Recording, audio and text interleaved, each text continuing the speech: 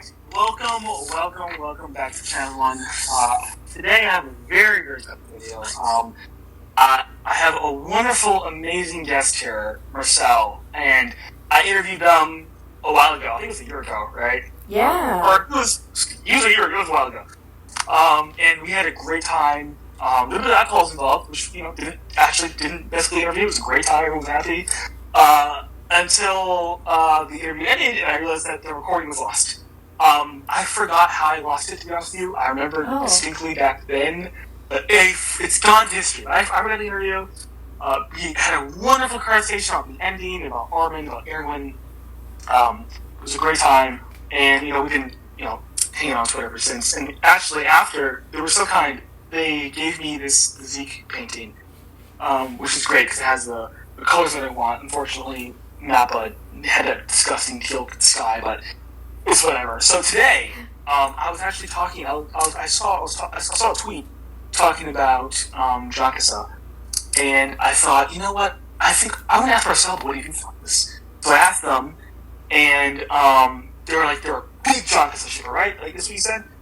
Yes, I'm a big John Kassa shipper. Excellent. And you had some really interesting thoughts about shipping, and this is going to be your show. Like last time, we both started talking, and I'm more happy to do it again. What I'm going to do is I'm going to explain my philosophy in shipping, how I approach shipping, and then after that, I'll just let you have the floor. You can talk about John Kassa, talk about your multi-ships, all that good stuff. Oh, okay. Yeah. So, if you guys have seen the channel, you guys have seen my Twitter, you would know that I am very dogmatic when it comes to shipping. My philosophy is that the ships are there to serve the theme of the story, and so I only ship the canon ships. Any other ship that's not canon, I don't ship. But yeah, so obviously I used to I did ship Eren Historia while I was reading it. But then after the end of it, I quickly changed my mind. So I shipped them. I firmly am a strong John Kassa shipper. Love John Kassa. Annie Armin, great ship. So on and so forth. So that's my philosophy when it comes to shipping. Because just get TLDR, ship for the themes of the story. Often knows what he's doing, and so he writes it accordingly. So now I want to hear what your thoughts. What is your philosophy when it comes to shipping? I really like just good old classic chemistry, which is a lot of people would argue that Jean and Mikasa don't have a whole lot of chemistry, but I also ship Jean and Mikasa is one of them, but I also ship Eren and Armin, and I kind of ship Eren and Historia, like casually, not really. I don't really talk about it or anything. And like outside of AOT, like my biggest ship of all time, I really like Naruto and Sasuke, and I also like Kyo and Toru from Fruits Basket. Just good old classic chemistry. But I also ship Ymir and Historia. Mm-hmm. But I think that the interesting part of the conversation we had was how a lot of people don't like shipping Jean Kassa because they ship Eren and Mikasa, and because they think Mikasa should be like the only person she should ever be with is Eren. But I think we were talking about how that's just not realistic. You know what I mean? How a person can love more than one person in their lifetime. And it actually happens in real life all the time. Absolutely, yeah, for sure. And this is my big problem with a lot of these people, because I really do take these stories seriously. A lot of people say, "Oh, it's just Japanese cartoons." It's not just Japanese cartoons. It's minimizing it a lot. And so I look at this and I view the implications of it. You're saying Mikasa should not pursue another relationship ever again in her life and just stick with one man. I think that's extremely unhealthy, and I understand people get caught up with the characters, they get caught up with the different relationships.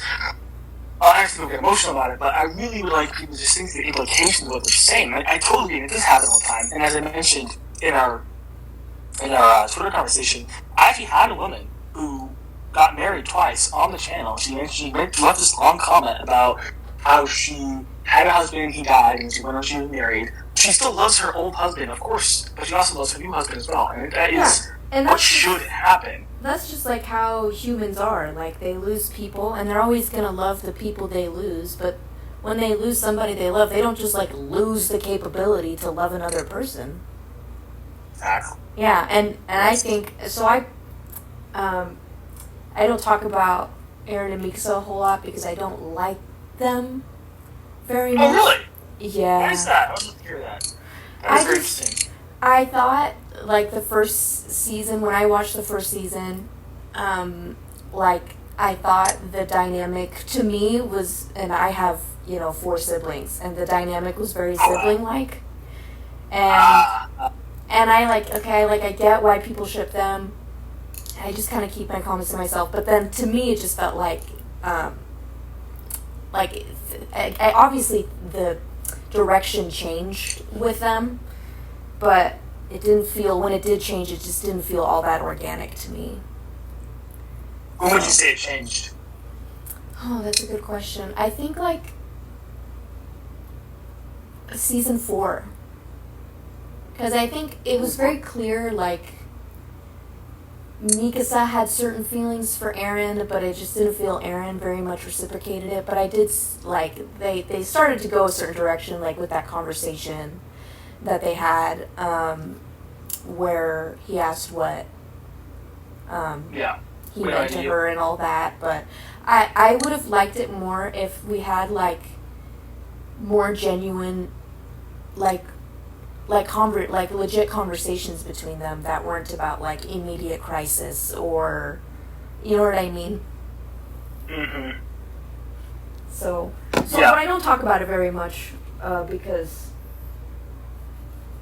sometimes people can be spooky about their ships. Well, yeah, EM shippers on Twitter are pretty freaking, can get pretty aggressive sometimes, that's for sure. But yeah, I'm a very big EM shipper, of course. So obviously I disagree with this, but I would like to find some middle ground here, because I look at all this through the context of the story, and a lot of people ask me, and I debated Saint to Chief twice about this, this build-up relationship. It seems to come out of nowhere, where Eren's not reciprocating the feelings. The way I interpret it is Eren feels there's so much self-loathing, self-hate about what he's done and what he's going to do, that I feel like he doesn't feel like he deserves Mikasa's love in that sort of sense, or maybe he is, because he mentioned Ezekiel and Throaty, he's like confused maybe as to why she cares about him so much when he doesn't view himself very highly. Obviously Mikasa views him very highly, and so that's why, to kind of imply in 130, he asked Zeke if there was some like acronym connection thingy going on there, and so that's how I view the relationship. What are your thoughts on that? Well, would you say that he felt that way throughout the entire series? Like, it was always an insecurity issue? Because he was insecure through seasons 1 through 3, so I could see that also applying to seasons 1 through 3, where he was just insecure, so he wouldn't allow himself to accept love from her in that way. Oh, okay, that's a good question. Yeah, yes, I do think he was insecure in seasons 1 through 3. But the main reason, and I always say this because it comes to Eren Mikasa, the real reason why he never reciprocates the feelings is because the whole story is about how Eren, the way I view it, is the story is about Eren not being content, being extremely bitter, and that bitterness leading him to do the rumbling, but it doesn't satisfy him. So that at that point, he's already done all this stuff, and I guess he's essentially has to die. And so it's a very cautionary tale about letting yourself become bitter, not being content. And so, pre-time skip, that's why I say Armin for his character, of course. Pre-time skip, the reason I think that he doesn't reciprocate his feelings is because he's so wrapped up in his goals. I want to kill time to my goals, I want to kill time to my clients. He's very bitter about it, so he doesn't have time to reciprocate his feelings towards Mikasa. But at the end of all that, when he's disillusioned with the rumbling, when he realizes, okay, I'm actually not happy. This didn't solve any of my problems, because, and there was a I think it's chapter 72, Eren was talking about how he wanted the look in Armin's eyes, right? He wanted that, because when he looked at Armin's eyes, he saw freedom, of course. And he thought, if I change my circumstance, I'll be free. But the problem is that Armin didn't have those eyes because of his circumstance. Armin had his eyes because of a certain posture that he had, a certain mindset that he had. Yeah, because of who he was as a person, not because of the situation he was in. That's exactly just how Armin is. Exactly, yes. And so that's why, in my view, so season 4, I think that's less the case in season 4, especially since he's not around much and he's disillusioned with Rumble in season 4. But I think the main purpose of having this ship, the thematic reason, is to show Eren should have been. He had this opportunity to be happy, to be with Mikasa, but he threw it away because he was chasing this dream, this goal of getting to the ocean, killing the Titans, and then it never satisfied him. So those are my thoughts on it, and that is why I like the ship on the Eren side.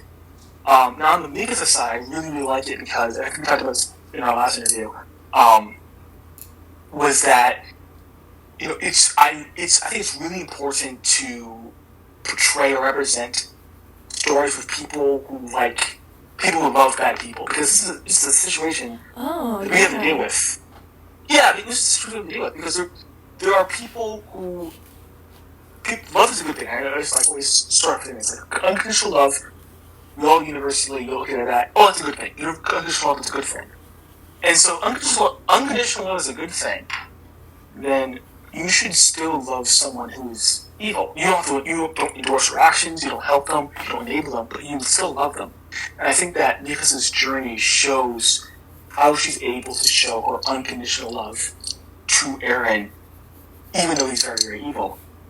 And that's why I like Mikasa loving Eren, and in fact, I have all these feelings about the way the characters treated Eren and his actions at the end of the series. But I always say, but Mikasa's okay.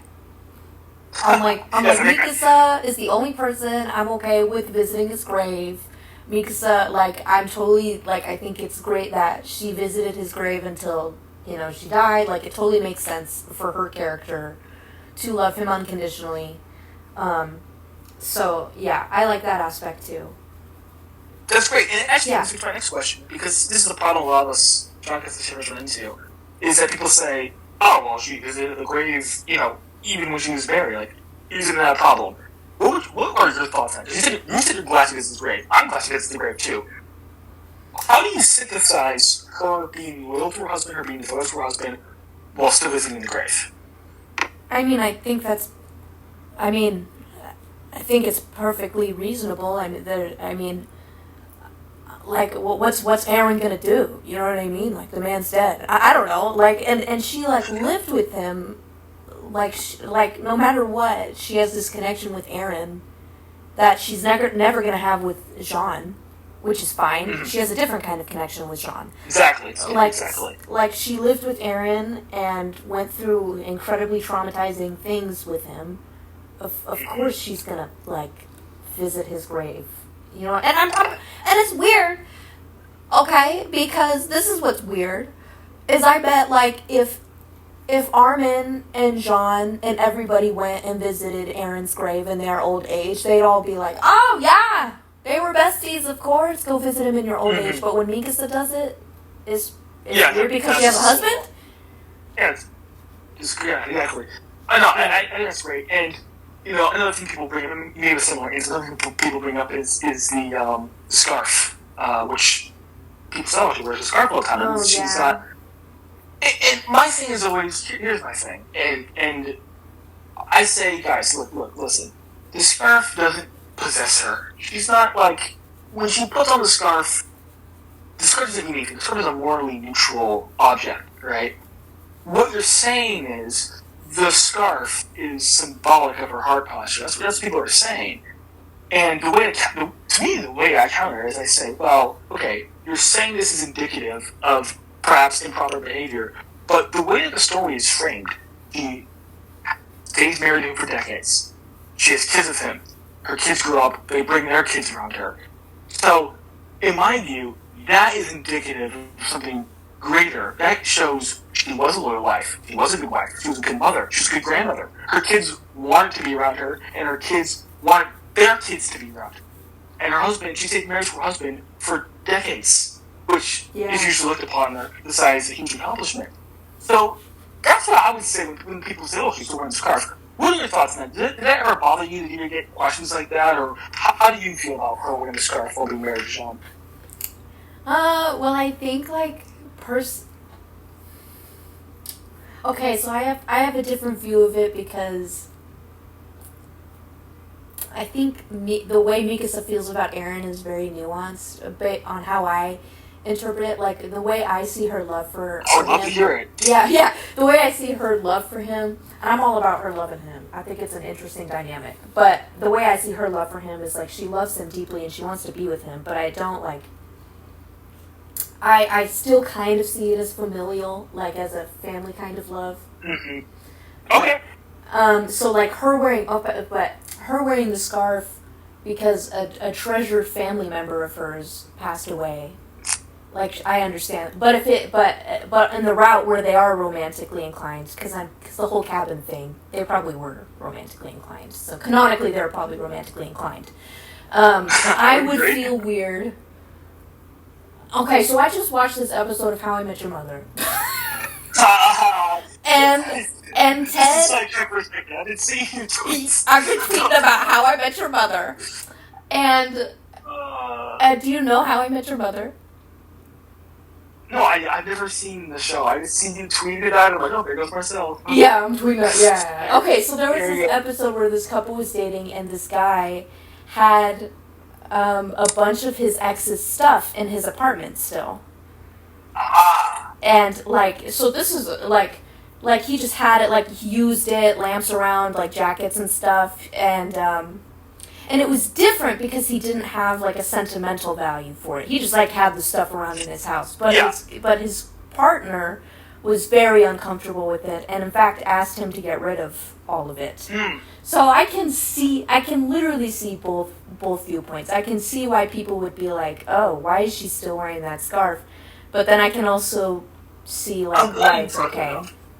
And especially because he's dead, so... that is a great point, because, and this is something that I never thought down this road, but I do believe that, this is the reason why I think it's perfect that she married John specifically. Because I agree with you, if your partner asks you, your husband says to you, hey, I don't feel comfortable with you having the scarf, I think that she should take the scarf off. But the thing is that, here's the thing people keep misunderstanding, people keep leaving out of the equation. Jean also loved Eren as well. And Jean knows what Mikasa goes through. Jean was there when she killed him, okay? So, he understands the love she has for Eren. He understands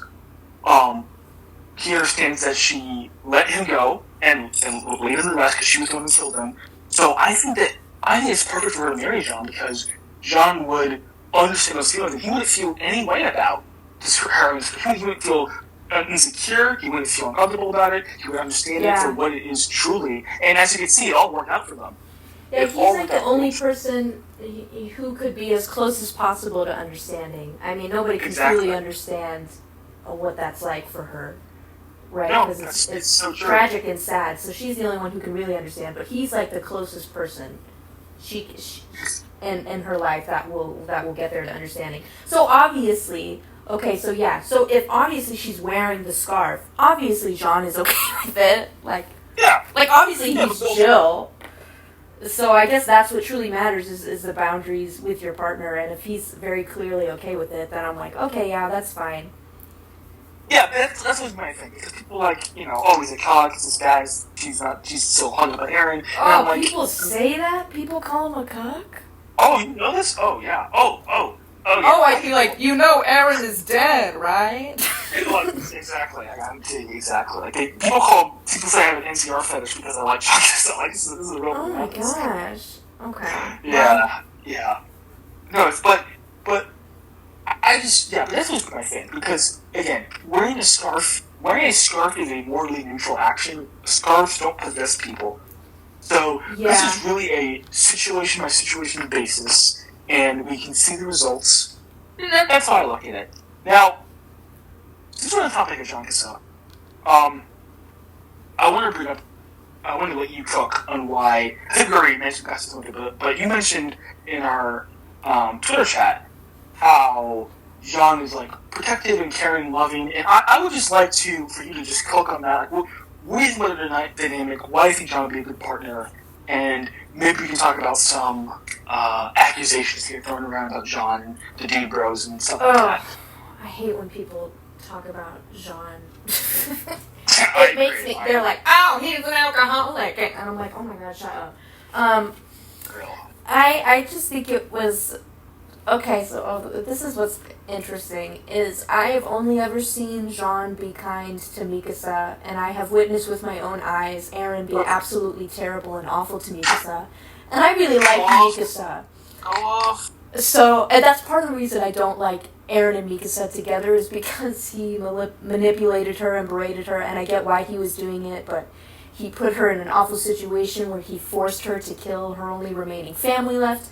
I just think that's awful. I get why she loves him, but I just think he was so unbelievably awful to her that it just upsets me. Whereas, like, Jean is just, like, every canonical thing I see on the screen with them Go off. is just Jean, like, caring about her and absolutely being a good person to her. And so I'm like, why? I have two options. I have two options right here. Which one am I going to pick? You know what I mean? But I get why people, and I think people should be able to ship both, and I think it's a very nuanced and mature way to review the story is if you ship both. And obviously that's what the mangaka intended, so. This is exactly what I want to interview you, because you're like me, because I'm a Jaeger and Defender, right? So, you have such different opinions, and they're so nuanced. So, well, thank I you. never, of course, that's why I want to interview you, that's what drew my eye to me. This guy's different, they're different. Thanks. Yeah, so, I haven't heard a lot of people. I see you as a person who's just not unemotional because you're very cheerful, but like you bring a lot. You have a mature way. I think that's right. You have a mature adult way of looking at the story that doesn't involve childish emotions. That's how I view it. Oh, thank you. I think a lot of your conclusions make sense. I don't agree with all of them, of course, but I think you're very logical and you respect your opinions a lot. So I want to talk about this. A lot of people. And this is, again, very, very politically contentious area when we talk about Eren being mean or bad to Mikasa.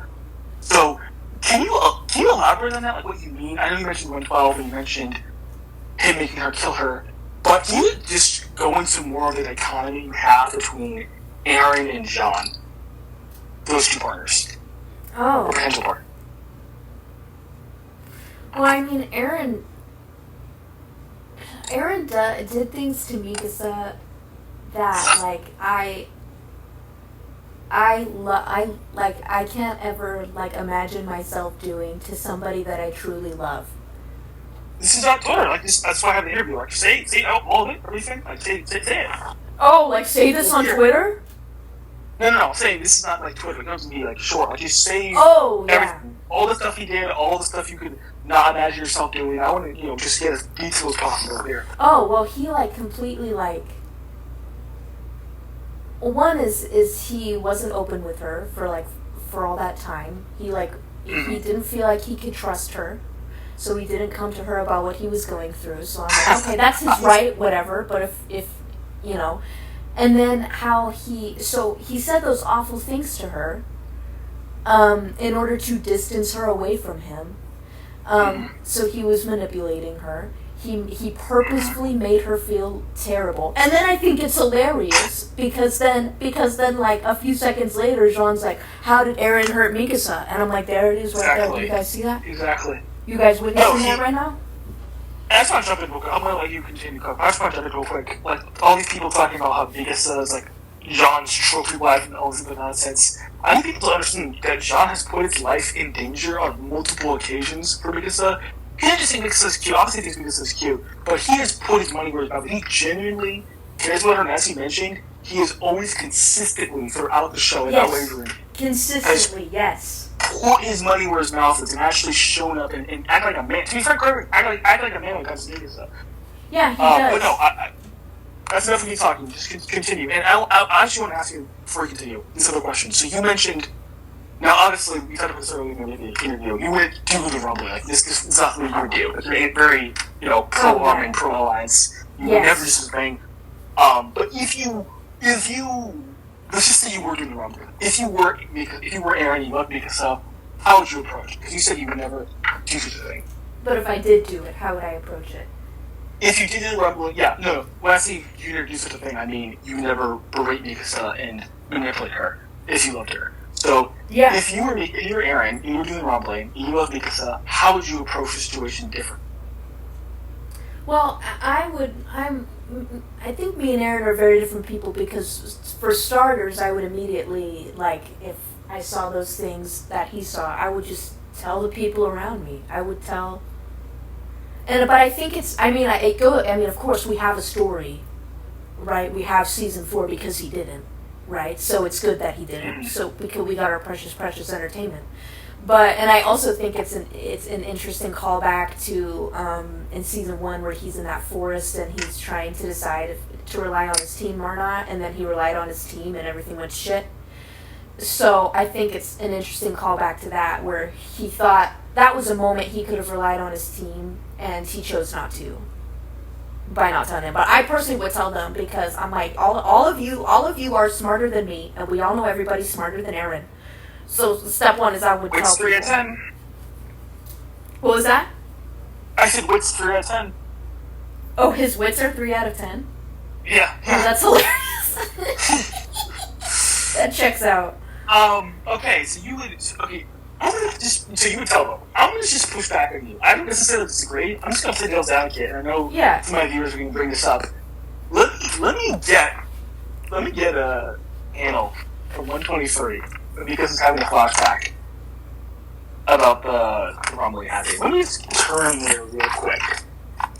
Because you said that Eren was bad for not telling them, he was being manipulative not telling them, and he didn't trust them. I know with him not telling them, right? Yes. Okay. Now, let me... Okay. This should be... Hold on a second.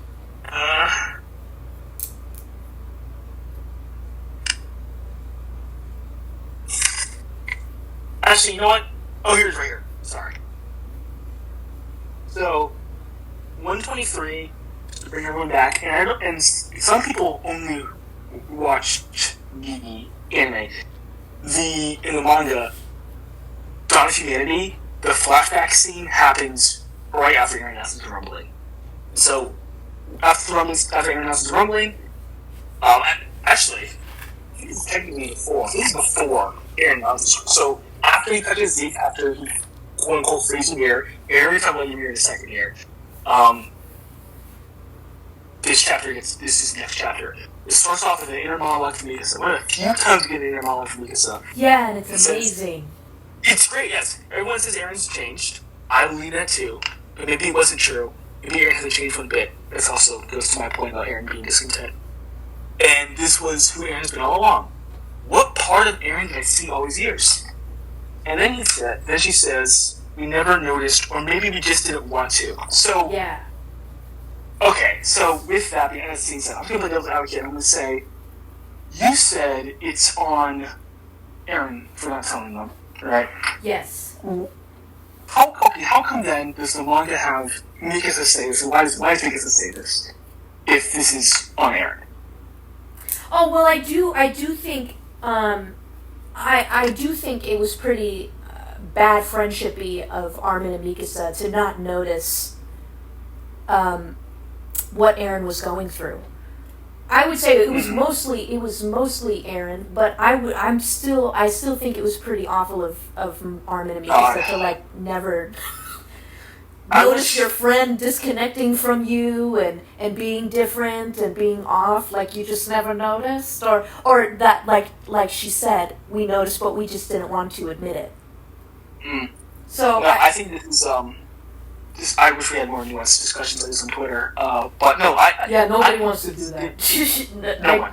Yeah, they all hate that is the perfect way to view it, I believe, because morally speaking, Eren's the one who's committing global genocide. Eren's the one who bears responsibility for this. Eren's the one who's doing these actions. But on the secondary, there's still, just because one person's to blame, doesn't mean that everyone's innocent. On the other hand, his friends do bear less responsibility.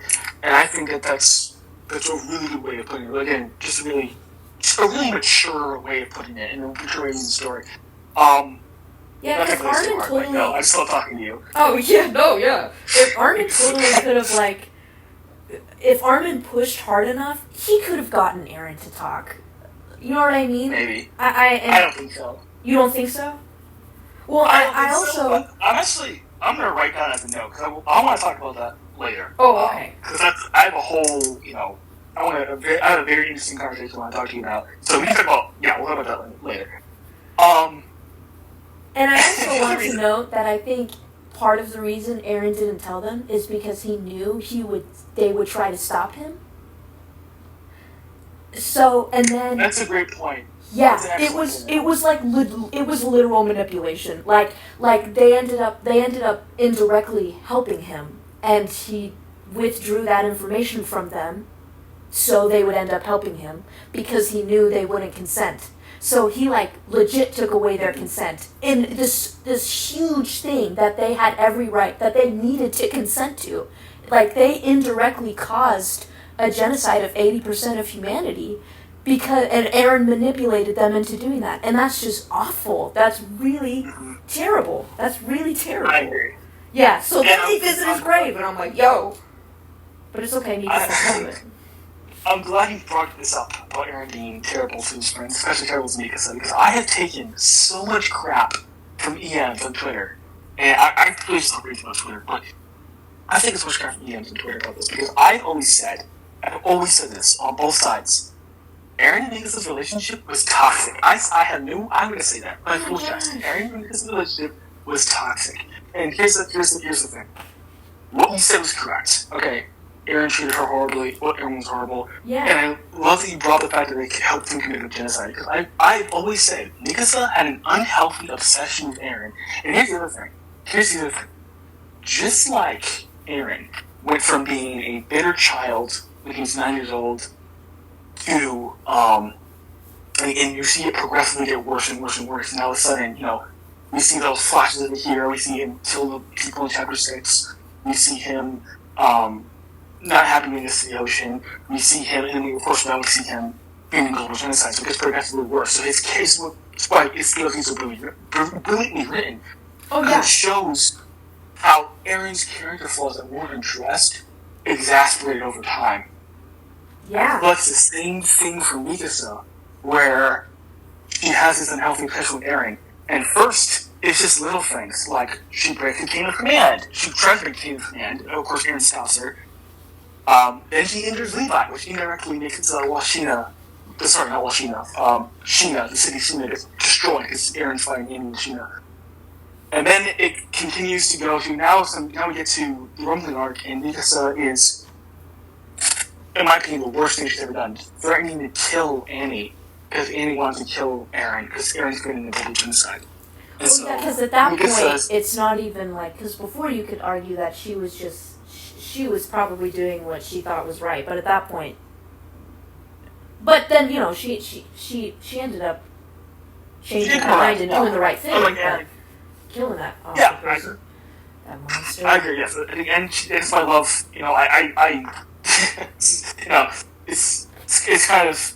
I'm not gonna say it's embarrassing. It should be. It's supposed to be as a man. It's supposed to be embarrassing to cry. But I heavily cried deeply, bawling, just sobbing when that thing was being played. When I watched that's not embarrassing at all. No, I have no problem saying it because it was such an incredible scene to do the journey she goes through. So I still have to say I do agree with her. She did overcome that, and the way she overcame was so beautiful. And Malcolm did such an exceptional job. I just was overwhelmed with emotion. But to stick to this topic, so I think that the relationship is toxic on both fronts. And the reason why I bring all this up, the reason why I went into this giant spiel of why Mikasa is why the relationship is toxic, and the reason why I'm glad that you brought up Eren treats her poorly, is the whole Ymir, King Fritz parallels. Oh. Now, I've always said that I try to do all the politically correct and polite to say, okay, I tried this. Listen. Mikasa got over her toxic love, so Ymir go over her toxic love. Okay? Now, it's something honest, and I'm going to share my honest opinion. I don't think that King Fritz is supposed to be a direct parallel to Eren. However, I do think that there's some similarities that are intentional.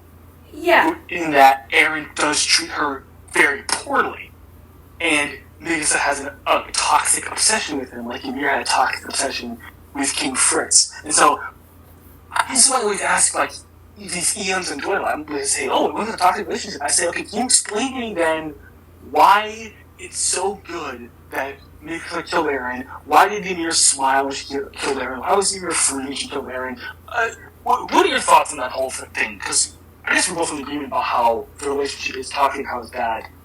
What are your thoughts on the whole Ymir Fritz, King Fritz parallels? I love that interpretation you have, because every time I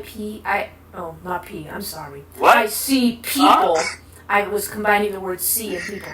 Every time I see people defend the Ymir Mikasa thing, they like refuse to admit like that Eren was bad to her. Like they're always defending it in like this really weird way where they're not realizing. I'm like, okay, well, like if Ymir saw Mikasa killing Eren and it inspired her to break her chain to the king, wouldn't that mean that Eren is somehow similar to King Fritz in some way? You know what I mean? And she has lived... What did they say? I don't remember, but people, like, they say, like, Ymir is a complete antithesis. Like, she's the opposite of Mikasa. And there are no parallels between her and Mikasa. And it's purposeful. They're like, they're supposed to be nothing alike. And I'm like, that's really cool. So then why did Ymir see herself in her? I don't understand.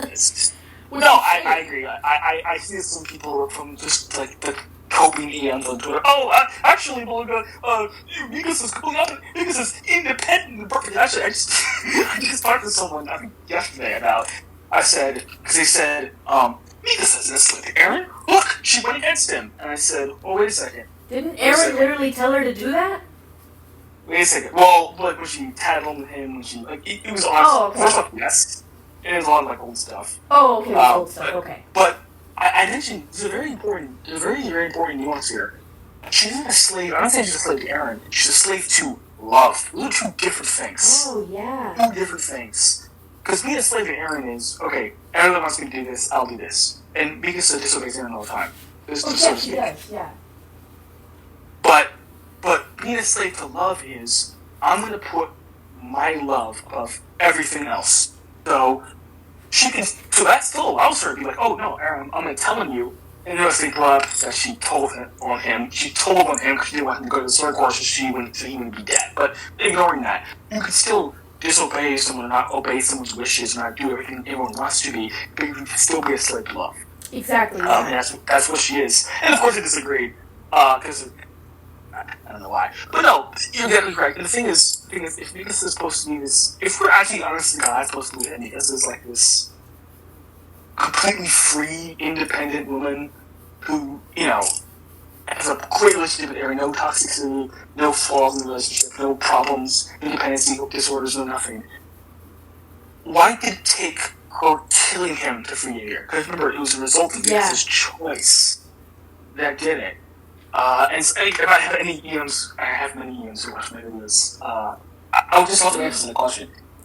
And, you know, on that note, you know, we have, you know, I'm not going to bring it up. Okay. Wow. Yeah, EMs scare me, man. They scare me, bro. I mean, yeah, they're whatever. So, unless you have anything else to say about the Shankasa or the... Well, I do have something to say about the Ymir thing. Okay, yeah, okay. I didn't like that her keep the bind she had to keep this awful thing going, this curse going. I didn't like that it was for the king. And I always thought, and then this would work with Mikasa, but then they went a different route with Mikasa. But I always thought if it was about her love for her family. Yes, I've heard that. Yes. So you say you didn't like it. Okay, this is a good topic, because this is something I disagree about. So, respectfully, of course. So, yes. You think that it was a bad story decision to have Ymir love King first. Okay, what do you mean by that? That's a good question, because I can argue why it would be good that that if it was about family. Oh, well, because the Eldians are her children. They're like direct descendants of her children. They call themselves her children. Mm-hmm. And a mother's love for her children is unconditional, and it's it's basically unbreakable.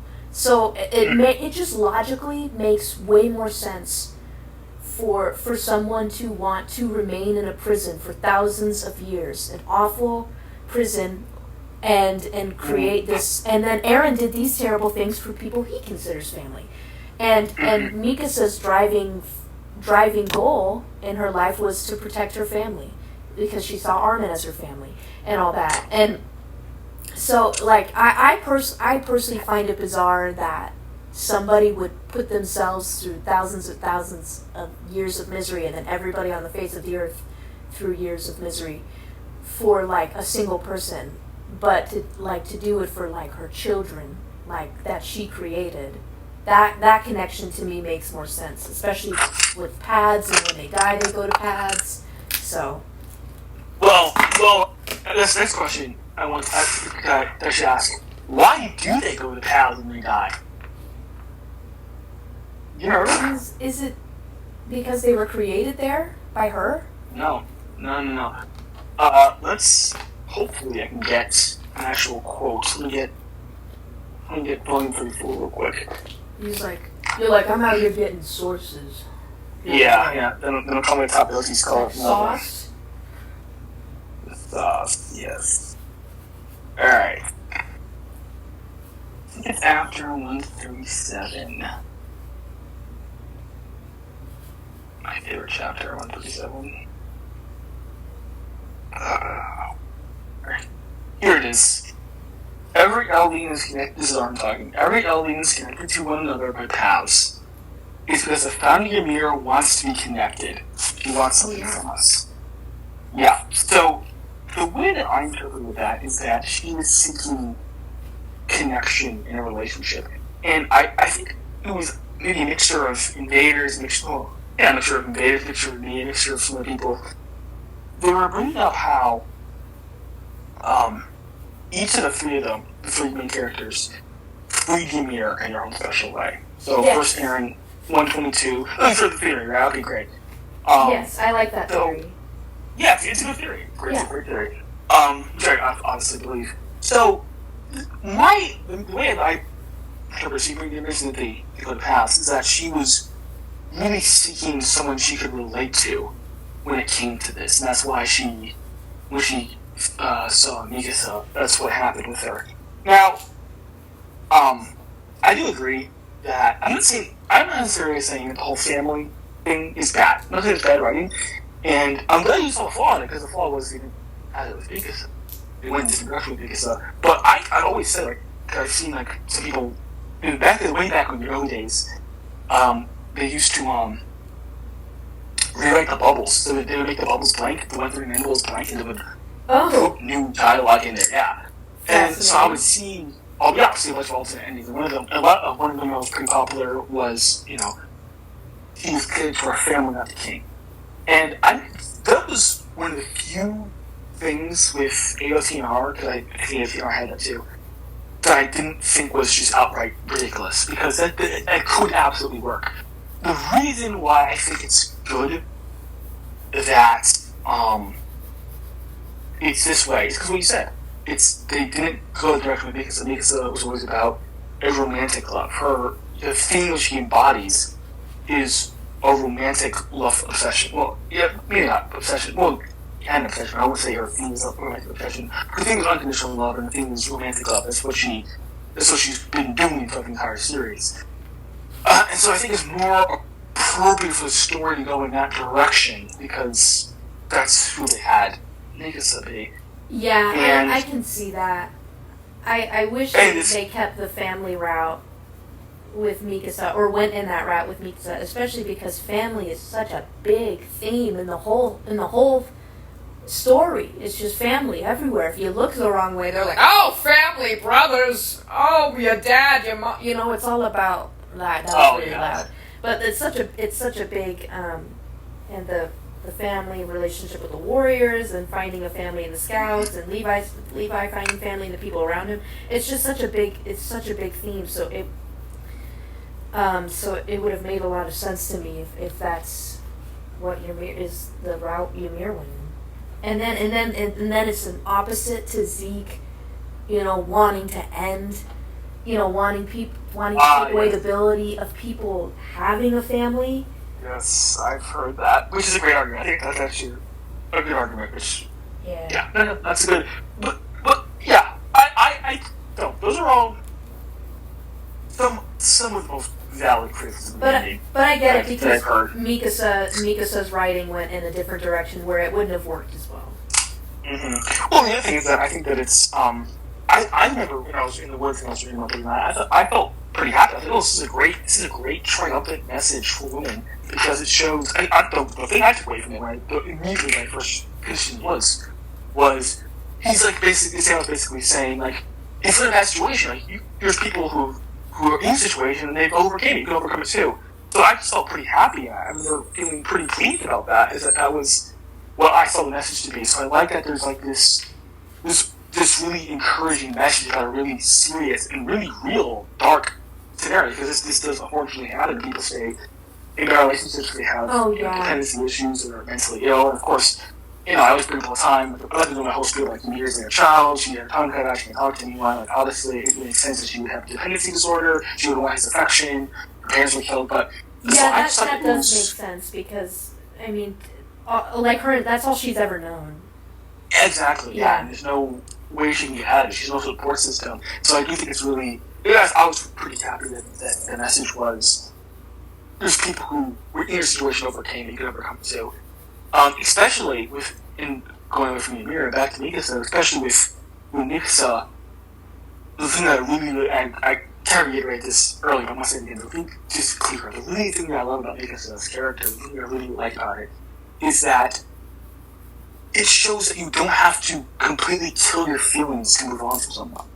And so I think that's just an excellent message, and I think it's something that people could really use. Like, you don't have to, if you love someone who's a bad person, and you can still love them at a distance. You don't have to, if you need to get out of it, or if you need to kill them, because that's probably not going to happen if you kill them, you don't have to just abandon your feelings for them. You should abandon your feelings. That's why I love, that's why I personally like that she wears the scarf. Because it shows she still has these feelings for Eren. It's good that she still has these feelings for Eren. It would be a bad thing if she's like, I hate you, Eren. I'm throwing my scarf away. It's setting on fire. I never want to speak to you anymore. I think about you again. And she killed him. That'd be great. That'd be good. Okay, Roman stopped. She got over her obsession. Okay, good. That's a good thing. But it's even better for her to say, you know what, Eren? I love you. I've always loved you. You need to die. I'm going to kill you. And I'm going to get over this relationship, and I'm going to move on with my life, but I still love you. I think that's the ideal, perfect spot. Yeah, I really like that about Mikasa. I really like Mikasa when people aren't telling me how I should love her. Well, oh man, let's just go into it. We're going to talk about the whole Armin thing, Armin convincing Eren in a second. But I just want to go on a tangent here for a second, because you're absolutely correct. Let me try to find the post. Oh, that I said, oh god, like, these EM people be testing me. Like, for real, like, okay, look at this post. I said, what did I say? I said,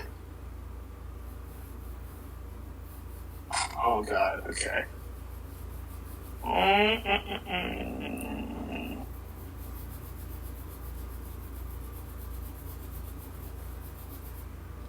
Oh, yes.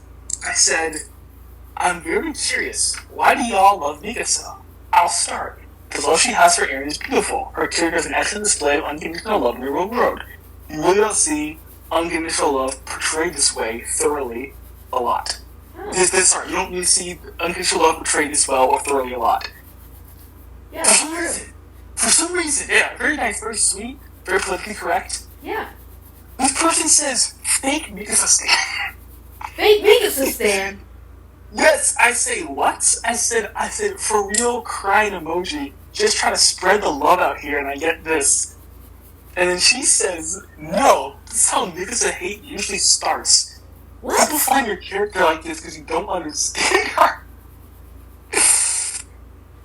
First off, someone is a Mikasa. This is what it takes to be a Mikasa stan, right? Is when someone says, "I'm a Mikasa stan." They could be a Mikasa stan because they think she's pretty and they like when she fights. I don't care, but like you can't just be like fake Mikasa stan. What is that? What, do I have to take a quiz? Yeah, exactly. They're so weird about it, and and this happened like yesterday. One of my mutuals was melting down like because these people were. I guess she's like an Ariana shipper. She has Mikasa as her like profile picture. Okay. And I guess she likes Mikasa. She apparently has defended her from dude bros. I'm assuming she means like Jaeger bomb people. Okay. And these emails were saying, "Oh, you're a fake Mikasa stan. You don't like Mikasa. Take Mikasa out of your pro. You don't understand her." I'm like, for real, dog? Like, I eventually ended up hiding her account. Like, bless God, because she was getting just drag. I'm like, these people are absolutely insane. This just complete and total hypocrisy, just arrangement. Yeah, that's why I stopped like behavior. Interacting with the fandom because AOT is so cool to talk about. It's like the coolest, most awesome show ever to talk about on the face of the earth. So true, so true. But nobody wants to have an actual conversation about it. They all just want to stand around and be like, oh, Mikasa, cool. Mikasa, like they all just want to hear themselves. Like they don't want to hear anybody else's opinion. And I don't even like getting in fights with people or anything. Like I just say and I don't name call people. I know people really like to get personal, but I don't name call people. If I'm name calling, I'm name calling fictional characters. You know what I mean? But people just take it so personally. It is. It's really truly inside the hold. Yeah. Wow. It's just glad to have AOT feelings like actually has a brain and it actually, doesn't like call me a fake stan because I said that she had unconditional love for Eren. How else are you supposed to interpret her character? I don't know, man. I don't know. Okay, so let's talk. So I didn't even want to talk about it. You don't talk about it. I didn't want to talk about this whole you shipping Eren with Historia. And how? Oh yeah. Can you talk about let's start there. Why do you ship? I ship them very casually. I just like. I think the scenes they've had together are cool. They have real life conversations with each other. They have really vulnerable moments together. And I just like them. I just think they're a good pairing. And I love Ymir and Historia. Mm-hmm. I ship them more than I ship Eren and Historia, but I kind of yeah. I mean they're based, but I like them and I get why people ship Eren and Historia, and I think Eren's way nicer to Historia, he's really nice to her. So I don't know, I just like them, and the artists in the EH community, incredible art. You can't get enough of EH art. They're just, yes. It's so good. Most of them. Very unfortunately, yes. Yes, yeah, that is true. They do have good art. Yeah, it's very canon material, but yeah, good art. Wow. Okay. No. It's funny you mentioned that he's nice to her. What about 130? He's quote unquote manipulating her. Well, yeah. Except for that time he manipulated her. He was but he manipulates everybody in his life. No, I agree. I just want to ask you. It's a question that needs to be asked. He does, and that wasn't cool of her. Or of him, sorry. Everything his story. Oh, it wasn't cool of her either. Yeah. I also saw someone saying, like, they worded the tweet in such a way to make it sound like his story doesn't bear any responsibility for the rumbling. I was like, what are you doing? Like, what is with this mental gymnastics? Like, but she's like a literal. Isn't she like leading it at the end? Like at the end, isn't she like, yes, we're gonna fight the world? And I'm like, no. She's just as bloodthirsty as wrestling. Like, I don't understand. Yeah, it's like awful. Solve the story up. The story is just as responsible for rumbling as Flock is. Those are the facts. Yeah. Okay. Yeah, she is. Yeah. Okay, so this is a really interesting conversation. This is one of the few things in EOT that I don't think I have a definitive answer on. Okay. So, yeah. So, it's... I read 123 earlier in the interview. So, 123, it's one of the only times we get a monologue from monologue from Mikasa. It's also the only time that an alternate scenario is presented. I find it to be super interesting. And of course, other scenarios, what if I chose a different answer back then? And so, here's the thing. This was your question earlier. Eren asked me something about you. How I interpret it. Here's the years. Here's right.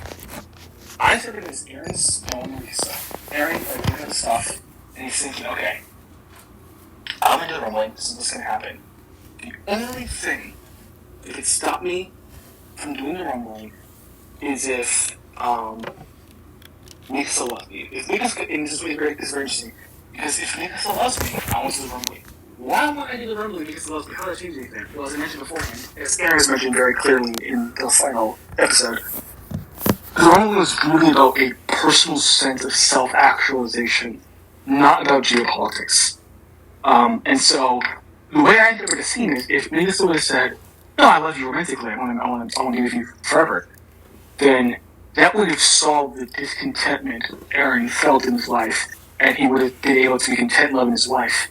So that's why he would have moved to the intermediate cabin. However, here's where the question comes in from. Here's the question. However, the question is, do I believe, or do we believe, since we're having a conversation, do we believe that Eren is constituted in such a way that it is even possible for him to be content? In addition to this, there's another question, which is a very similar question. The thing of give up on your dreams and die. And we mentioned this in our last interview. We're going to go again. I'll bring it up again. Kenny, Erwin, Marlowe. So let's just stick with Kenny and Erwin. So, just to refresh everyone's memory, Kenny, he wanted the Founding Titan. He wanted the Founding Titan because he met Yuri. Yuri was a very compassionate, kind person. He thought, he has the luxury of being so compassionate and kind because he's powerful. I was in the underground, I had to fight, I had to struggle, I was violent. But if you had power, you'd be compassionate. So he did all these killings, all this murder, to get the Founding Titan so he could be compassionate, so he could be happy and free. That was his freedom. What's very interesting, this is brilliant interesting on his part. What's very interesting is that, since he does not have royal blood, he couldn't even use the Founder. So now he's trapped, he can't use the Founder anymore. But, he has the Titan Serum. He snagged the Titan Serum. And he could live with the Titan Serum. Or, he could do a true act of compassion and give the serum to Levi, but he has to die in the process. So let's move on to Erwin. Erwin's a person who his father had a theory. He wants to be his father's theory correct. He He fought, and then he got to the basement. He got to Shiganshia. They're there. He's right there, but he cannot reach it. There's a way they can reach it. It's just that he won't be able to reach it. So Levi tells him, give up all your dreams and die.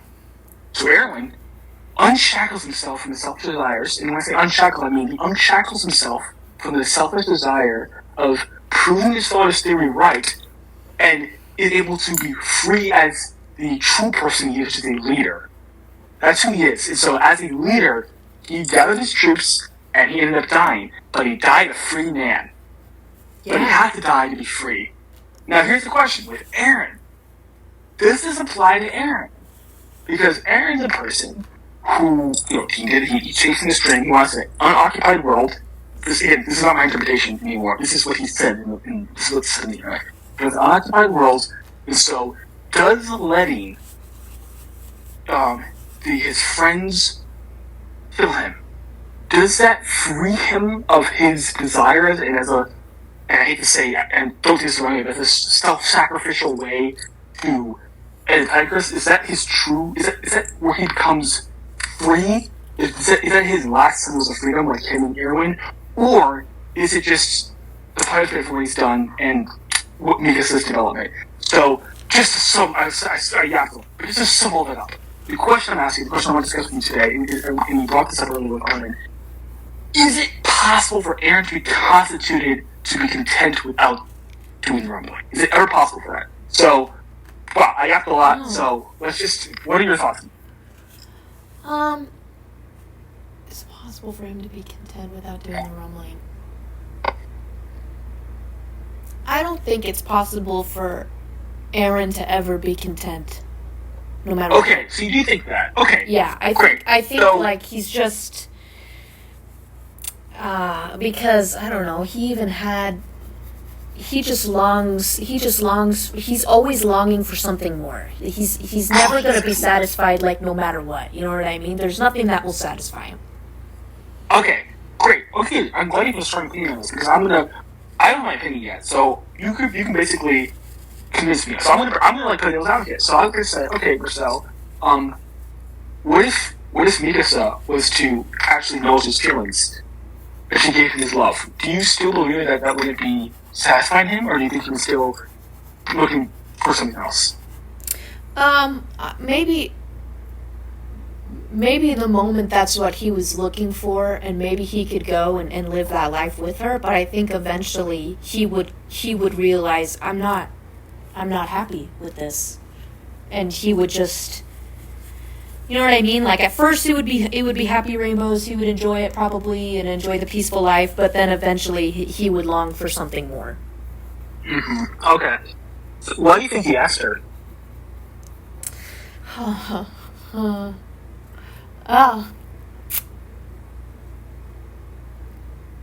That's a good. I mean, there are a couple theories. Like, maybe that I think there's one theory that, like, he saw the conversation. He did.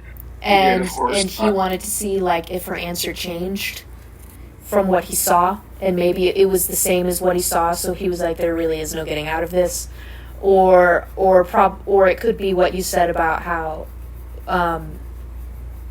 If she had said she loved him romantically, then maybe he would have just called off the whole thing. Or maybe he just wanted, okay, maybe this is what I really think. I think maybe he really just wanted, because he was all up in his feelings, like, literally seconds ago. Like, she approached him after he's pour his heart out to a child who couldn't understand anything he was saying, and he was apologizing and feeling remorseful and feeling like a terrible person, and maybe he asked her because he wanted to feel like he was worthy of being loved. So he asked, the person in his life whom he knows loves him deeply, and he wanted to know why he loved her. Do you love me because of who I am as a person, or do you love me because of this thing I did for you years ago? Why do you love me? Okay, that's a good answer. Oh, okay. That's a good answer. So, my opinion is not made up on this, but so, okay, so you believe that Eren was made as a character who is not constituted in such a way that it's impossible for him to feel contentment in these circumstances. Yes. Do you think? Okay, which I'm not saying you're wrong at all. Like, I totally see that. I think I lean towards that way. I guess my question would be, what is? As I said, like, I brought up the whole. Kenny, Eren, what is his death supposed to mean in regards to that? That's really... I don't know if I'm asking the question properly, so if you don't understand, please feel free to clarify, because I don't think I'm conveying what I'm trying to convey. But if you understand from that, you can go ahead. Oh, well, you mentioned how, like, was his death more of, like, a punishment for what he was doing, or was it a way to set him free? And... Yeah. Yeah, I think multiple things can be true at once. I think him dying is the only way for... I mean, he's never going to be happy, right? And to be specific, I don't think there is a way for him to be happy in the world that he's in. I think, like, him as a person maybe in, like, a regular world where he isn't confined in any kind of way, where he is able to just be a person. I think maybe he could be happy, but I think in this world, in the you know why I'm laughing, world, right? What was that? You're laughing? I think you know why I was laughing. No, the reason why I'm laughing is because, funny enough, we actually do see what happens when Eren is in a peaceful world. Oh yeah, in high school. Yes, Schoolcast or whatever. Yeah. He gets bored, and so he causes trouble. I'm gonna become the danger. Yes. And so funny you said, because I disagree with that. I think that Eren is a person as a character, and it's not said explicitly. They have the same nature, but in different environments. So I think that no matter what happens, Eren will always find a way to be unhappy. So if it's it's just like a classic scenario. If a girl has blonde hair, she wants to be a brunette. If a girl has a brunette, she wants to be a blonde. It's going to be the same with Eren. Yeah, and real people are like that. Like, real people in real life are like that. Like, no matter what. Sometimes I feel like I'm like that because I'm really stressed out at work, and then things simmer down at work, and then I'm really stressed out about something else. And I'm like, do I just, like, not allow... It's just like a normal person thing to just never... let yourself be happy. That's why Eren's such a compelling and amazing character. Yeah, I like his character, yeah. I love Armin so much. But, so you were in the middle of saying that it could be two things at once. I just thought of a way I can clarify this. I'm going to tell you what I think he means when he says slave to freedom. Hopefully this will solve things for us. Okay. So, I explained this to my dad in the cafe. I was in a hotel. Oh, okay. Yeah, we're moving in, like, we're night people, as per this interview, it's 1 o'clock in the morning, and I'm I didn't even realize, I'm sorry, I'm a night person too, so... Oh, no, I prefer it to be at night. I was actually doing something else before this, so I'm actually, glad I was this late. Oh, perfect. Plus I don't work tomorrow. Yeah, that's all good. So we stay up so late that, like, when the Continental breakfast opens, we're still awake, so I went down and get my little waffles and stuff, and my father comes around, and he's like, as I was talking about Eren, he hasn't seen the show, he has seen the show, but very little of it. He's like, slave to freedom, like, isn't that an oxymoron? And I'm like, it's an oxymoron. It's an oxymoron, but it's very poetic. And I explained to you, I explained to him, I said, okay, listen, father, what he means is, because he said I'm an idiot who got power, which is very funny, because I wrote basically that exact same line in my Eren character analysis before Core 1 aired. Okay. He's looking for profit, but yeah. You're like, I saw that coming. I did, yeah, I definitely. I told you, I do understand the story, I know what I'm talking about. Anyway, what it means is, and this that's it's such a peak show. This is why Eren says I'm eating by power. So, what he means by that, how I interpret it, is that Eren's a person who as he said to Ramsey, he said to Armin, he wanted an unoccupied world, because and my theory is that he knew the nature of man, and he knew that it would be all the problems he had in the walls, he would have outside the walls, because people were there, they're sinful, and they do little things, and so it wasn't the Elven oppression that was the main problem, it's that there was people there. He wanted an unoccupied world that was free and devoid of human beings and human being sinfulness. And so he couldn't countenance the crushing disappointment, realizing that there's not an empty paradise, there's actually people out there. And so, like a child, he threw a temper tantrum, right, and essentially did the rumbling, which is very interesting, because Akuma Ko, child of evil. Children are usually associated with innocence, right? There's only one way that children are associated with something bad, and that'd be petulance. That's the thing. And so, that's why he says, behind justice instead of sacrifice, there's a Akuma Ko, child of evil inside our heart. That's why he's depicted as a child in 131, and that's why, the song's called Akuma Ko, because he acts like a child. And so, he is, if I explain this, he is a fractured will, basically. So he has his, what you would call the upper will, which is the higher will, and the lower will, which is the appetite. So the analogy I use is, this is actually, it's probably really bad. Actually, I'll use a more PG analogy. So you're on a diet, and you want some cake, but you don't eat the cake. So what I mean by that is, your higher will, your rational will, knows it's better for me to be on a diet and not eat this cake. I'll be happier to eat this cake. Your appetite, your lower will, is impulsive. It is like, I want this cake, so I'm going to eat it. Okay, does that make sense? Yes, like, that you does. See, so it's something you do want to do, but you withhold yourself from doing because you know it's better for you. Yes. So in a sense, you have two wills. It's like the whole, there's two dogs inside you, that whole name. So, here's what happened with Eren. Eren fed his lower will, his appetite, so much so that it became more powerful than his higher will.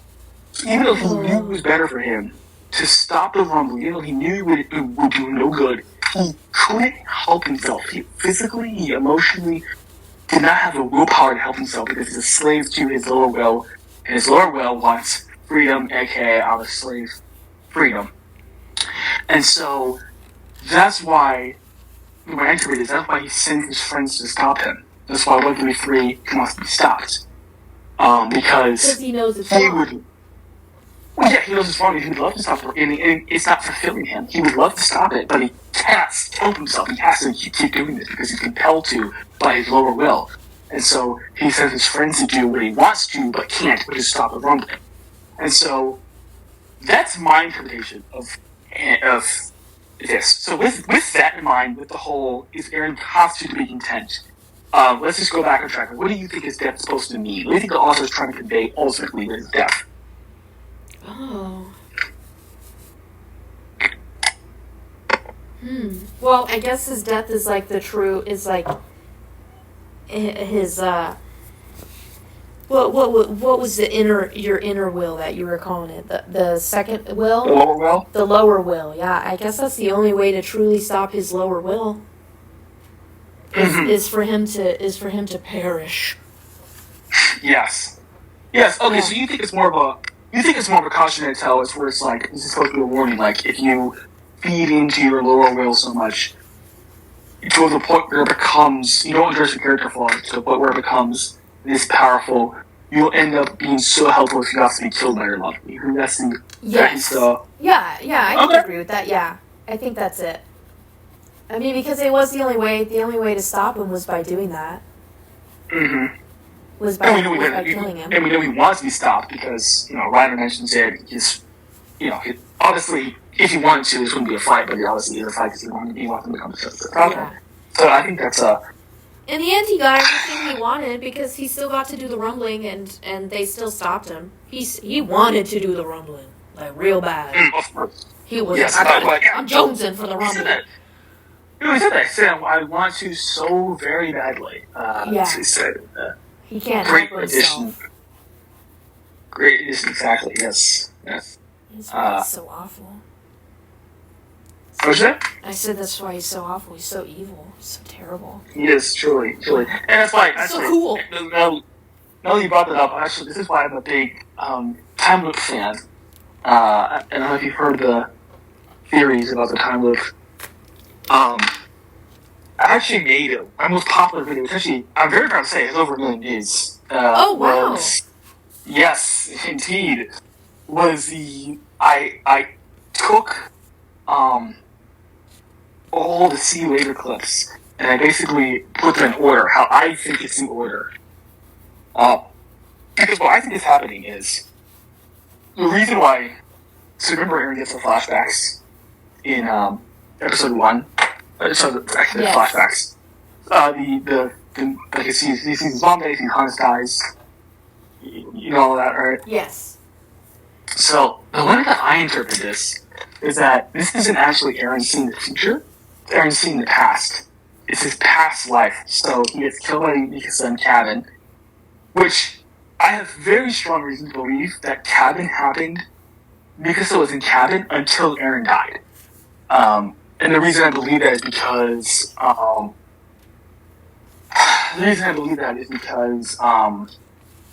the way that's shown. Like, you see after she cuts off Eren's head, you see that she's in cabin, like, and Yes. you see like her point of view. Yeah, you see her point of view like centering on Eren. Eren's like sitting down, and he has a tight marks on him. And then she says, "See you later." Also, Eren, opens his eyes. You can see Eren's POV in cabin. He opens his eyes and he sees her, grabbing his head. See you later, Eren. And then when we breaks up in chapter 1, that's what happens. He sees her in clothes. He hears her say, "See you later." And so I believe that the time that he dies in chapter 139. Last thing he sees is Mikasa. He gets looped back to chapter 1, and then it happens over and over again. Now the reason I brought this up is because I think this is a very excellent and fitting way. It's one of the best ways I've seen a villain be punished. And what I mean by that is a couple things. Number one, it enforces the themes of the story. Because it reinforces determinism. So Eren wants to be free, but he's bound, quote unquote, by determinism. Determinism is reinforced by the loop because the loop will always be repeating itself over and over again. That's number one. Number two is that, very interestingly, under my interpretation of the story, Eren's last day being free was the day Armin showed in the book. After Armin showed in the book, he said himself, "I knew I wasn't free." That's when his bitterness started. Which is very interesting because he said, the furthest thing removed from ignorance freedom is ignorance. Yeah. That was yes. And so he and of course the lost girl's the whole chicken thing. And so he feels like I think it's kind of backwards because he was happy. He was genuinely happier before Armin showed him the book. And he progressively got worse after Armin showed him the book. But he's saying, no, I was unfree when I was ignorant. Now that I'm very knowledgeable, now I'm. It's very funny because in that same chapter 112, Armin says to him, "Your slave is a worthless bastard," and of course, Eren mentions that line in 139 when he says, "You're right, Armin, as you said, I must live for freedom." So it just all connects together. But the other reason why I think it's a great punishment is because, so it was the last day he was free, and then he lives a life of suffering and pain, and then he gets killed by his lover, and then he gets repeated over and over again, and it happens millions of times. So basically, he ends up paying. He dies millions of times, so he pays each life he takes. Oh. So it's very proportional.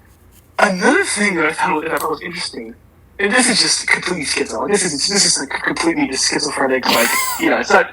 This is just like a crazy crack theory. Like, so they mention their world many times being hell.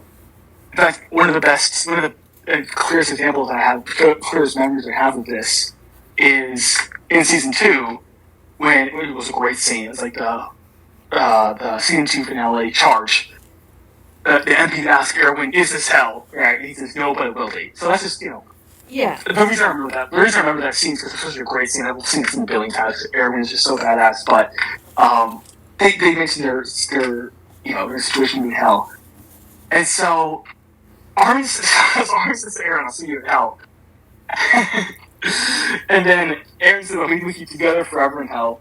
And so, if his hell, his torture is being looped over and over again, then he's going to be with Armin in this hellish life over and over again forever. So that's how I view it. Okay, that's how I view it.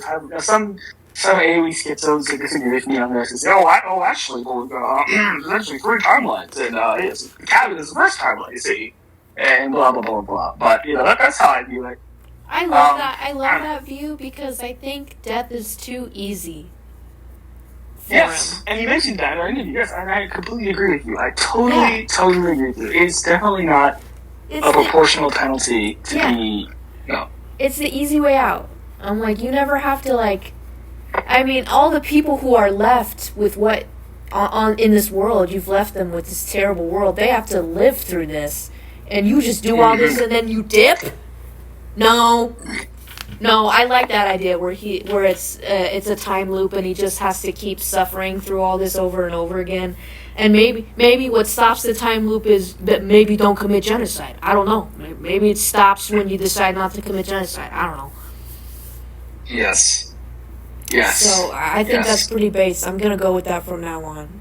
Oh, and I like that. I like that hell thing too. Where that Armin and Eren are gonna be in hell together because he's just gonna keep getting looped and live through this hell where Armin reminds him how.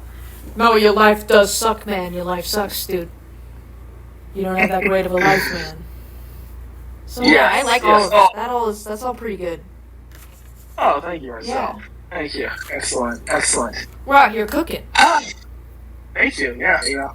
I talk to a lot of AOE people. They usually don't like that theory, so it's good to get some good feedback on it. Yeah, I like the 3 timeline theory too with AOE, but I really liked it because I loved the idea of an AOE because I just like Attack on Titan content. And I liked the idea of watching AOT again for the first time. You know what I mean? So that'd be nice. Yeah, so if I was watching that finale and then it wasn't what I saw in the manga, I would have been like, oh, what's happening? You know what I mean? So I liked it just for that because I thought it would be fun and cool to just do it. But as far as their ending and their content, I mean, it's like okay. Like it's okay. Have you read AOT now? I've seen you tweet defending it, but I think you're defending it just based on it's a fan project, so leave them alone sort of thing. I defend it in that way. I'm not like, this is amazing. You know what I mean? I'm just like, who cares? Have you read it? I've read, like, the first part, and it's like, I think the art is, like, incredible. Like, I think the illustrations are amazing. I'm not, like, the biggest fan of the dialogue. I think the dialogue's a little weird. Blood, I'll end this war. Yeah, and I don't like Eren. I don't like any single person on the face of the earth benefiting from the rumbling literally at all. So I don't like that they're like, Eren succeeds. And goes home and raises a family. I don't like that part because I don't like. No, you're right. I told people, I guess adults think that like it's childish for the bad guy to always lose, but when it comes to storytelling, the main purpose of it is themes, is secondary themes, and all themes is a system of rewards and penalties. So you reward the people who follow your theme, and you penalize people who don't follow your theme. Oh. So it doesn't have to. Yeah, that's all what it is, right? So I always give this example: The Boy Who Cried Wolf as an example. Very basic story, but not lying. He doesn't follow the theme, so he gets eaten by the wolf, right? You can even stretch to some more complex stories, like Breaking Bad, where he had his pride. I guess that's the biggest message is like ego. The pitfall of ego. You've seen Breaking Bad, right? Oh yeah. Okay, yeah. Okay, great. Love that so stuff. He's such an ego, and he had a way out. Just like Eren had a way out. He had a way out with Grey Matter. He was such an egomaniac that he pissed away and he ended up suffering for it. So, did Walter White lose? Okay, he didn't lose in a traditional sense, but it's imperative that you do punish the villains. And so, when it comes to Eren and the Rumbling, I'm not saying he has to. Well, no, I am saying this, but I'm not saying that conceptually he has to. He has to be. Sorry, I lost train of thought. I'm not saying conceptually that he needs to. It's bad for him to complete the rumbling. What is not acceptable is that he doesn't suffer for, because the message would be, okay, you committed global genocide and you got rewarded for it. What kind of message is that? Yes. You don't have to have him. Exactly. Yeah. You don't have to have him. You can have him. Again, I'm not saying like. I don't think you can do some sort of conceptually you can have Eren finish the rumbling, but there has to be some sort of punishment for it. Otherwise, the message would be weird. Commit global genocide. Yeah. And so I don't know how the. And I've talked to be fair to AoE people, I've talked to a bunch of AoE people, and like, no, like, he's suffering and he feels very guilty, and that's fair, that's a very fair point. He gets to see his kid walk for the first time. He's not suffering. Yeah. You can say he's crushed by guilt or whatever, but my thing is that, there's the proportion, but there's also, I agree with you, there's definitely a problem with proportion, and it's sort of, A&R is sort of almost framed as this noble sacrifice. Yeah. Eren did this, it was hard, it was tough, but at the end, it worked out, his people are free, whatever. So it's kind of like with Mikasa, where it's like, it was tough and hard for Mikasa to kill Eren, but it was a good thing for her to do, and she's better off for it. So it's which, of course, message is praising Mikasa, it's not trying to punish Mikasa.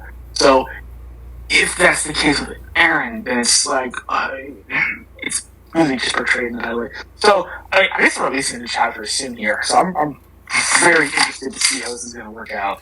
Yeah. But I think there is a way for the rumbling to have been completed, and for the message to not be like, ugh. Like, if he succeeded in the rumbling and finished it 100% full scale, but everybody died. Like, everyone. In the Alliance, Eren dies, and even in a way, like, they even could have done it but Eren still wanted to save his friends, right? So he has his personal motives where he wants to do it for himself. He also wants to do it to protect the island and his friends. If he completes the rumbling and in doing so kills his friends and destroys any fate for the island, there you go. Wow. I mean, I'm very, very dogmatic when it comes to the ending, and I say it's the best ending, it's perfect. And I agree with that. Yeah. But when you were describing that, I kind of got excited for a little bit. I'm like, this is interesting. This is very interesting. I wonder how that would feel. It's a fun idea to imagine. Yeah, and I also and again, this is why I think it's so different, because no one else says this. Either people like me, people like Lady Delmore, or people who want total complete rumbling. So that's why I just like talking to you, because you have such nuanced opinions that I've never heard from anywhere. Thank you. Yeah, I also love the idea of if he thinks, okay, so he dies, he does an almost 100%, but obviously you can't get everybody, right? So maybe one of the Alliance members, Armin, survives, everybody else dies, and then if they want to keep beating a dead horse, they could create another series where it's people trying to rebuild, or maybe they didn't kill Eren and he's off somewhere, and then Armin venges to find Eren and avenge the world by killing it. There's many different ways to do it. So. Oh, interesting. Yeah. Yes. But yeah, you're right. No, everybody's either the ending or this, but nobody's hey, but what if everybody died? Cool. You don't get that anywhere. Yeah. No. Okay, well, that was an exceptional interview. I mean, let's get into our topics. I think we covered all the ground we wanted to cover today. Yeah, we cooked. Hard, and I hope this doesn't get lost, because we're recording it. Yeah, I'm recording. It's still recording. It's still good. Okay. I didn't know you had such based views on Air Mika. I didn't know you felt that way. You should watch my videos, Marcel. Okay. Yeah, I should. I saw you posted a long one the other day, and I was like, oh, I should watch that during my next workout. Oh, it was 2 hours or something. Thank you. Yes, it was the Oh yes, it was someone saying the ending was bad, so I was reacting to it. Oh, I see. Yes, I also did a video about Avatar. It barely got any views. Very unfortunate. Oh, The Last Airbender? Yeah. Oh, okay. I'll have to look at that. Yes. Yeah, well, I really appreciate it. I'm really honored that you listened to me at work. It's awesome. Yeah, I should. Yeah, next time I do my workout. Awesome. I'm gonna hit that up. No, I don't say. That's why I never advertise my. I don't advertise my Twitter on my channel because I don't. My Twitter is just there to increase my social profile and meet people, which is very glad because I met you on Twitter. So it's just to meet people and increase my social footprint. But my opinions are not. I don't really share my full because I know these deranged freaks. It's kind of a cesspool on Twitter, huh? I can say, yeah. I did make this one very interesting thread about the afterlife that I did. This is one of the few times I made a thread. Oh, no, I made that cosplay for people that night about that. I don't know if you saw that. Oh. A cosplay? Yes, someone did it because of cosplay. Oh, cool. Saying, yeah, it was cool. Yeah, I agree, it was cool. But people were saying it was the most accurate cosplay ever. And I'm like, actually, this cosplay is kind of inaccurate. So I made a thread showing all the inaccuracies, and they were very upset about that. I made it very clear that you could cosplay whoever you want, whenever you want. I said I wasn't going after the women at all. I said it's something like her cosplay. That's all I said. I was very nice, very respectful. But no, they were completely angry about it. So yeah. Oh well, I don't do threads much. But oh well. Yeah, I compare Twitter to like dogs talking to each other through a fence. They're like screaming and barking. They're like, I'm gonna get you. But then if you saw them in real life, you'd be like, hey, hi. I'm sorry I yelled at you. You know what I mean? Yeah. Well, I at the end of the day, I do think that Twitter is much better than Reddit. I don't know if you've used Reddit. But I would never use Reddit. Yeah, no. No, please. No, it's a disaster. It's honestly, it's not only, I feel like I've had, there's two reasons why I think Reddit is worse. I'm sorry, I just saw something mute. Sorry. The two reasons why I think Reddit is worse is, number one, it's harder to facilitate relationships, because, like for you, for example, I'll see your stuff, I'll see your painting journey. I've followed it for months now. I've seen you, like, from your first painting to now, your current one, which, unfortunately, you said didn't turn out so well, so I'm sorry to hear that. Yeah, I gotta touch it up. But, yeah, you can do it. And so, I see other people's tweets, so it's easier to facilitate a relationship. You don't have that on Reddit.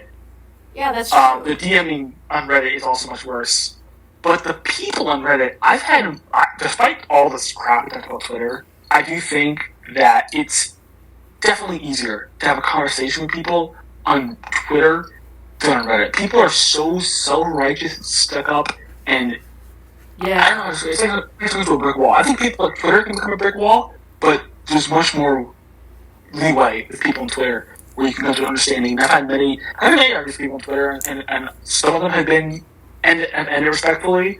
Some of them have ended, mad, and all of them have been like what I told you today. But Reddit is just a complete disaster. It's just instant brick wall, instant arrogant, self-righteous nonsense. Yeah. Because they can so no, I don't know. Isn't that weird how the culture's so different? Right? Between the platforms? Yeah, like how does that happen? That's a great question. I don't know. I mean, the whole Reddit was. I mean, I hate to say this, but Reddit was made for weirdos and social outcasts, right? Like the nerds were. Yeah, I hate to say it, but I really do hate to say this.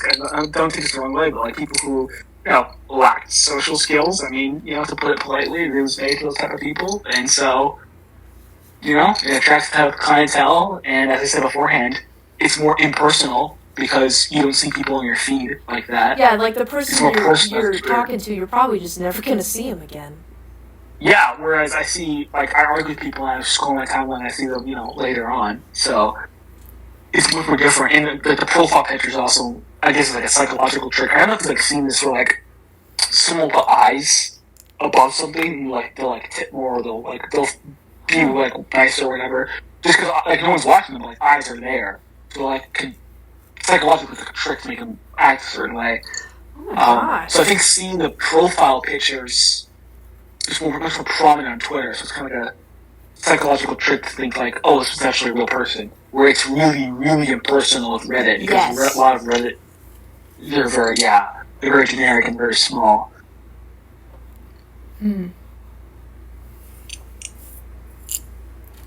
There you go. Well, I'm not a social media expert or whatever. I mean, yeah, no, neither am I. I got my places and that's it. The only reason I'm on Twitter is because like I like see people on Twitter and I'm like, that's my friend right there, and I don't want to not hang out with my friends. So. Anyway. Yeah, exactly. Okay. Well, yeah, I had an excellent time. I hope you had a great time as well. Yeah, I had a great time. Good. Glad to hear it. Thank you for coming on. Really appreciate it. Thank you for the Levi sketch. Levi painting. Yes. Can't wait to have that. Yes, I'm gonna start getting references together tonight, and then tomorrow, while I'm waiting for my car oil change, I'm gonna start sketching. Hey, it's all planned out. Sounds good. Thank you. Mm-hmm. Okay, I'll try to figure out how to send this audio over to you. I'll make sure it sounds good and stuff. Okay. Yeah. I'll if you could have it in a Google Drive, I think that'll be the best way for me to get it to my phone, because I don't have a computer. So I think that'll be the best way to do it. Okay. And then I can edit it from there. Okay, I'll figure that out. I got my best friend here is an IT guy, so. Oh, really? Yeah. Okay, great. I'll ask him how to do that. I'm sure I can just upload it to Google Drive and then. Okay. Okay, cool. I mean, if worst comes to worst, you could upload to YouTube and I'll download it from YouTube. Like unlist it and I'll just download it from the link and I'll edit it. Oh, okay, yeah. But that would be the worst possible option. But yeah. Have a great night, man. I really appreciate you coming on. Thank you so much. Yeah, thanks for having me, brother. Mm-hmm. Okay, be safe. Thank you. You too. Bye.